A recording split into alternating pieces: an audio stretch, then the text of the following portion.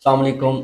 अच्छा जी, बात करते हैं कि बहुत सारी चीज़ें हैं। मैं कोशिश करूँगा कि आज इसको मैं कवर करूँ और ख़ास तौर पर वो स्टूडेंट्स जो कि एफएससी या मैट्रिक करके इस ट्रैप में ज़रूर आते हैं।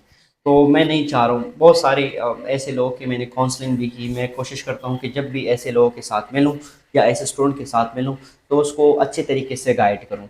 लेकिन फिर भी कहीं न कहीं मुझे ऐसे लोग मिल जाते हैं, ख़ास तौर पर हॉस्पिटल सेटअप में या किसी भी इंस्टीट्यूट में, कि वहाँ पर लोग ट्रैप हुए पड़े हैं, यानी एक बंद गली में दाखिल होते हैं, उसके बाद उसको पता नहीं होता कि मैंने करना क्या है। देखें, कोई भी डिग्री या कोई भी डिप्लोमा या कोई भी सर्टिफिकेट जब आप करते हैं ना, तो करने से पहले आपको सोचना चाहिए। ठीक है? क्या सोचना चाहिए कि ये किस लेवल तक रिकॉग्नाइज है, किस लेवल तक इसके मुझे बेनिफिट मिलेंगे। सिंपल बात ये है। फॉर एग्जांपल, अगर मैं बीएस नर्सिंग कर रहा हूँ, एग्जांपल के लिए दे रहा हूँ, ठीक है, बाकी सब के लिए मैं इंशाल्लाह अभी आपके इस वीडियो में जो है वो गाइड करूँगा।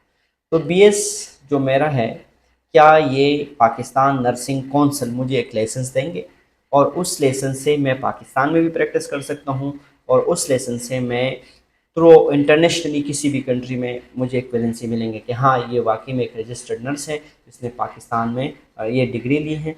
तो मैं पाकिस्तान में भी किसी भी हॉस्पिटल में जब वो मुझे पूछे ना कि आप रजिस्टर्ड नर्स है, तो मैं उसको लाइसेंस दिखाऊंगा, उस लाइसेंस से वो समझ गए कि हाँ, ये जीनियर नर्स है और वो मुझे रख लेंगे। ठीक है? तो वो हॉस्पिटल हो पाकिस्तान के किसी भी, चाहे वो जीसीआई एक्रेडिटेड हॉस्पिटल है, चाहे वो आईएसओ है, चाहे वो कोई भी हॉस्पिटल है। ठीक है? तो हर एक हॉस्पिटल में फिर आप एक्सेप्टेबल हो जाते हैं, यानी इसका रैंक इतना बड़ा होता है। ठीक है? सेम, अगर आप कोई डिग्री या कोई डिप्लोमा करते हैं तो उससे पहले आप ये सोचें कि क्या ये डिग्री, ये डिप्लोमा या ये सर्टिफिकेट कितना जो है वो वैलिड है, कितना रिकग्नाइज है, कहाँ कहाँ मुझे जॉब मिल सकते हैं इसमें। ठीक है? फॉर एग्जांपल, सबसे पहले मैट्रिक के बाद हम पाकिस्तान ही अगर देखें तो ज़्यादातर अभी फाइनेंशियली मसले सबके चल रहे हैं। कुछ लोग अभी डिग्री प्रोग्राम के फीसेस और मुख्तलिफ चीज़ें नहीं कर सकते हैं, अफोर्ड नहीं कर सकते हैं, तो वो चाहते हैं कि कोई ऐसे शॉर्टकट डिप्लोमा या डिग्री या सर्टिफिकेट ढूंढे जिसके से बाद जो है वो अपना 1 साल 2 साल के बाद अपना कोई काम कर सके और अपने फैमिली को जो है वो कमा के दे सके। तो उसके लिए भी मैं इस वीडियो में अभी आप लोग को ये बताता हूँ। अगर आप सबसे पहले बात करते हैं एफएससी करें या मैट्रिक करें, ठीक है? कुछ प्रोग्राम्स ऐसे होते हैं जो एफएससी के बाद आप कर सकते हैं, कुछ प्रोग्राम्स ऐसे होते हैं जो मैट्रिक के बाद कर सकते हैं। तो दोनों स्टूडेंट, अगर आप मैट्रिक में हैं, अगर आप एफएससी में हैं, और ख़ासतौर पर मेडिकल कोई भी सर्टिफिकेट, कोई भी डिप्लोमा, कोई भी डिग्री करने की आपका सोच रहे हैं, तो पहले कोशिश करें। फॉर एग्जांपल, अगर आपका लिमिटेशन ऐसा है ना कि अगर आप डिग्री कर सकते हैं और वो डिग्री जो कि इंटरनेशनली वो वैलिड है, इंटरनेशनली आप किसी भी कंट्री में जाएंगे तो वहाँ आप कह सकते हैं कि मैंने जी बैचलर किया है और बैचलर के बाद में आया हूँ, तो वो आपको वहाँ पर वो स्किल दे सकेंगे। तो पहले कोशिश करें, कहीं से अरेंज करें, कहीं से लोन पकड़ें। ठीक है? मैं ये नहीं कहूँगा कि सूद पे ले लें, लेकिन कहीं से लोन पकड़ें, कहीं से जो है आप किसी ना किसी तरीके से अरेंज करें जो 1 2 3 5 साल आपके डिप्लोमा और ये अनरिकग्नाइज और कह सकते हैं कि स्कोप वाली सर्टिफिकेट और डिप्लोमा में ज़ाया होंगे ना, तो वो 2 3 साल आप जब बैचलर करेंगे तो उसके बाद वो लोन आप पकड़ा के जो है वो उस बंदे को आप दे सकते हैं जिससे आपने पैसे लिए हो अपनी डिग्री के लिए। तो पहले अगर आप मैट्रिक करते हैं, अगर आप एफएससी करते हैं, पहले मैट्रिक के बाद डिप्लोमा नर्सिंग हुआ करता था, वो भी अच्छा था, लेकिन अभी एफएससी के बाद सिर्फ और सिर्फ डिग्री होती है। तो अगर आपके पास फाइनेंशियली प्रॉब्लम नहीं है, अगर आपके पास है भी और आप अफोर्ड कर सकते हैं, तो आप डिग्री प्रोग्राम में चले जाएँ। ठीक है? वो बीएस एनेस्थीसिया में चले जाएँ, वो बीएस आप ऑप्थेल्मोलॉजी में चले जाएँ, बीएस कार्डियोलॉजी में चले जाएँ, बीएस डेंटिस्ट्री में चले जाएँ, बीएस आप नर्सिंग में चले जाएँ, कोई भी बीएस क्लिनिकल साइकोलॉजी में चले जाइए। जब आप बीएस करेंगे, डिग्री आपके पास आएंगे और ये डिग्री हायर एजुकेशन कमीशन आपकी 16 ईयर इक्विवेलेंसी आपको देंगे ना, तो इसका मतलब ये है कि आप इंटरनेशनली किसी भी कंट्री में जाके आपकी वैलिडिटी है। ठीक है? ख़ासतौर पर नर्सिंग की अगर आप कर रहे हैं, अगर आप ओटी टेक्नोलॉजिस्ट बन रहे हैं, अगर आप एनेस्थीसिया टेक्नोलॉजिस्ट बन रहे हैं, तो कोई भी, लेकिन सिंपल बात मैंने वो कहा कि आप 16 ईयर जो बैचलर डिग्री है ना, जो सेमेस्टर वाइज और 4 ईयर बीएस होता है, तो वो आप ज़रूर करें। फिर कोशिश करें कि अगर आपका इतना नहीं चलता कि यार मैं 4 साल तक बिल्कुल मेरे पास घर में कुछ है नहीं, अगर मैं 4 साल पढ़ता रहूँ तो मैं फैमिली को क्या दूंगा, मेरी फैमिली खसारे में जा रही। तो फिर कोशिश करें कम से कम आप उस डिग्री या उस प्रोग्राम या उस सर्टिफिकेट को ज्वाइन करें जो डिग्री जो सर्टिफिकेट कम से कम आपकी कंट्री तक जो है वैलिड है। फॉर एग्जांपल अगर मैं केपी से खैबर पख्तूनख्वा से एक सर्टिफिकेट एक डिप्लोमा ले रहा हूँ तो वो वैलिड हो कराची में, वो वैलिड हो पंजाब में, वो वैलिड हो बलूचिस्तान में। ठीक है, तो मैं मूव कर सकूँगा कि चलो मैंने अभी ये डिग्री फॉर एग्जांपल पेशावर से ली है, अभी मैं चाह रहा हूँ कि मैं कराची चला जाऊँ, वहाँ पर मैं अपना काम भी करता रहूँगा, साथ में कोई बीएस जो अच्छा सा रिकग्नाइजेबल डिग्री है उसमें मैं हिस्सा लूँगा। ठीक है, याद रहे डिग्री के अलावा जितने भी आपके पास डिप्लोमे हैं, जितने भी आपके पास सर्टिफिकेट्स हैं, वो उसके बाद आप कुछ कर नहीं सकते। उसके बाद आप एक बंद गली में दाखिल हो जाते हैं, उसके बाद बस वही आपके पास पूरी ज़िंदगी तक रहेंगे। तो अगर आपने आगे बढ़ना है, आप चाहते हैं कि एक डिग्री के बाद दूसरी करूँ, दूसरे के बाद तीसरी करूँ, मुझे अच्छा सा पोजीशन भी मिले, मुझे मेरा सैलरी पैकेज भी अच्छा हो, तो आपने करना यही है। क्या करना है आपने जी? आपने डिग्री प्रोग्राम करना है। ठीक है, तो वो मजबूरी के तहत आप कोई डिग्री, कोई सर्टिफिकेट, कोई डिप्लोमा ले लें, लेकिन जब आपको टाइम मिले ना तो साथ साथ में आप कोई डिग्री प्रोग्राम ज़रूर जो है वो ज्वाइन करें, और वो किसी ना किसी तरीके से कम बैचलर कंप्लीट करें। उसके बाद आपको खुद पता चल जाते हैं कि मैंने मास्टर कब करना है, मैंने एमफिल या मैंने पीएचडी या आगे कोई भी पोस्ट ग्रेजुएट जो है कोई डिप्लोमा या कोई चीज़ जो है वो कैसे करना है, तो वो फिर बाद में आपको पता चल जाता है।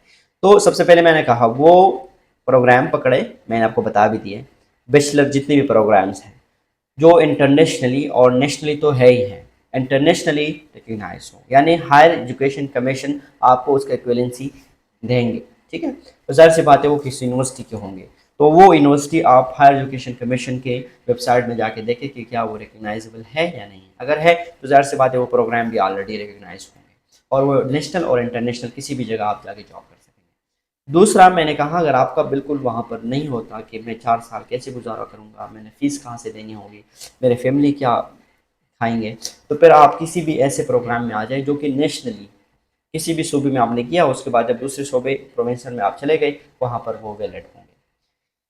अगर वो भी एक्सेप्टेबल नहीं है आपके लिए कि मैं इतना फ़ीस और इतनी चीज़ें कैसे दे सकता हूँ, मुख्तलिफ़ किस्म के हेल्थ टेक्नीशियन के प्रोग्राम्स हैं, मुख्तलिफ़ किस्म की BS 2 ईयर कोई ऐसे प्रोग्राम्स हैं, रेस्पायरेटरी थेरेपिस्ट और इस तरह की, जो कि सिर्फ उस आप किसी भी कंट्री में जाके वो दिखा सकते हैं तो वो आपका हो जाएगा। एक होता है कि उस प्रोविंस में यानी उस सूबे में जो है वो आप उससे काम चला सकते हैं। पंजाब में बहुत सारे FSC लोग करते हैं ना, मुख्तलिफ़ किस्म के ऐसे OT में करते हैं, FSC करते हैं जी, वो कार्डियोलॉजी में करते हैं, FSC करते हैं, एनेस्थीसिया में करते हैं, लेकिन वो FSC के साथ 2 3 4 सब्जेक्ट कंप्लीट होते हैं, तो वो भी आप कह सकते हैं कि वो उस सूबे तक महदूद होते हैं। पंजाब में फॉर एग्जांपल अगर आप कोई ऐसे प्रोग्राम लेते हैं तो आप पंजाब के किसी भी हॉस्पिटल वगैरह में चले जाए तो वहाँ पर आपको जॉब मिल सकेगी।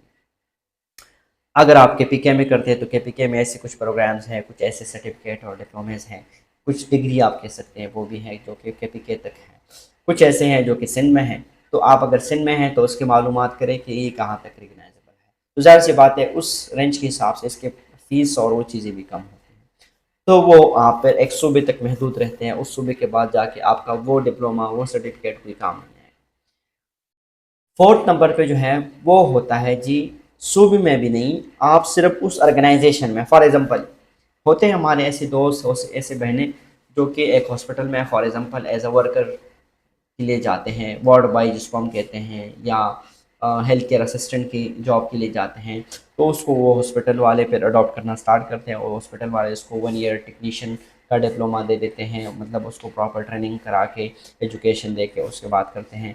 आर्म फोर्सेस में बहुत सारे ऐसे लोग हैं जो कि मुख्तलिफ़ किस्म के असिस्टेंट के लिए जाते हैं और फिर उसको ट्रेन करके मुख्तलिफ़ किस्म के डिप्लोमे और सर्टिफिकेट्स पकड़ाते हैं।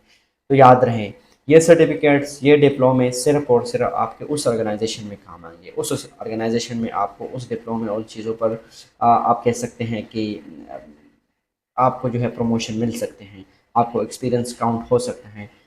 शायद किसी 1 2 3 4 ऐसे ऑर्गेनाइजेशन होंगे जो आपके वो एक्सपीरियंस वो डिप्लोमा एक्सेप्ट करे कि चलो जी आपके पास फॉर एग्जांपल एड नर्स का है, आपके पास जो है वो LHV का है, तो वो आपके पास अगर लाइसेंस नहीं भी है तो हम उस इदारे के साथ MOU साइन किया है तो हम आपको एक्सेप्ट करते हैं। तो वो फिर आप इदारों तक महदूद रहते हैं, ठीक है? या जिस अस्पताल में, जिस यूनिवर्सिटी में आप काम करते हैं, उस तक महदूद रहते हैं, या 2, 3, 4 उसके साथ जो है आप मिला के उस तक महदूद, तो उसका वैलिडिटी इतना तक होता है। आप किसी दूसरे सूबे में जाके वो नहीं दिखा सकते, क्योंकि उसकी कोई वैल्यू नहीं रहती। और नेशनली तो ज़ाहिर सी बात है, इतना इसका वो वैल्यू कम हो जाती है। इंटरनेशनली तो आप किसी को दिखा ही नहीं सकते। तो ये एक चीज़ था जो कि मेरे जहन में आ रहा था कि आप सबको गाइड करूं। जितने भी मेरे दोस्त हैं, जितने भी भाई बहनें हैं, अगर वो मैट्रिक और एफएससी के बाद फ्री हो जाते हैं और किसी भी मेडिकल फील्ड की तरफ इरादा है, तो वो सबसे पहले कोशिश करें डिग्री प्रोग्राम की तरफ जाएँ।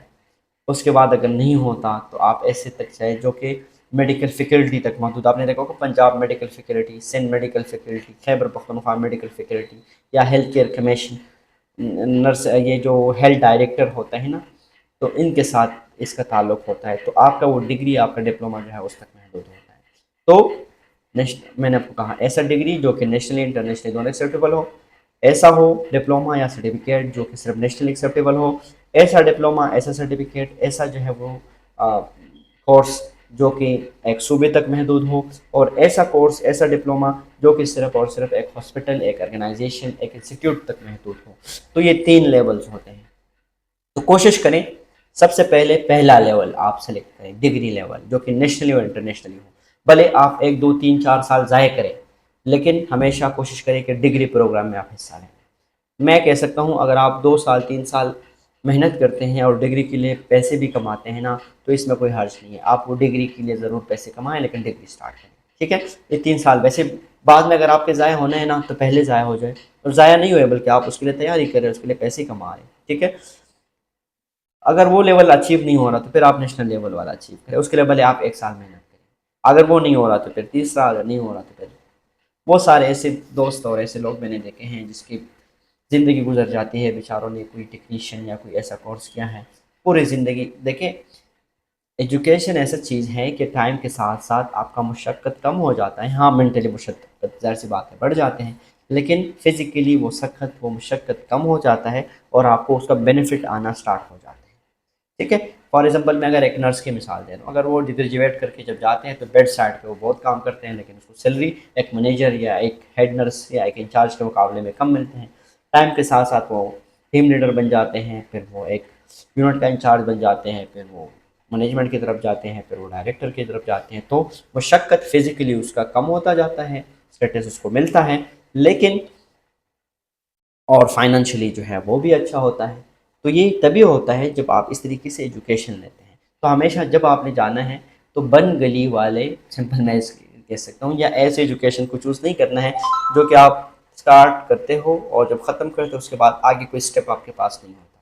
हमेशा वो एजुकेशन फील्ड को, वो एजुकेशन लेवल को आप सेलेक्ट करें जिसके बाद आगे जो है आपके पास कुछ स्टेप हो, और उस स्टेप को जब आप फॉलो करेंगे तो ज़ाहिर सी बात है फिर आप जो है वो बेहतर और अच्छी तरीके से जो है उस फील्ड में चल सकेंगे, और आपकी लाइफ भी जो है वो ईजी हो जाएगी। तो कोशिश करें इन चीज़ों में ना आए, ठीक है? अक्सर बहुत सारे लोग बहुत सारी चीज़ आप लोगों को ट्रैप करेंगे, ट्रैप होने से बचें और कोई अच्छे से प्रोग्राम, कोई अच्छे से फील्ड को जो है वो ज्वाइन करें। Thank you.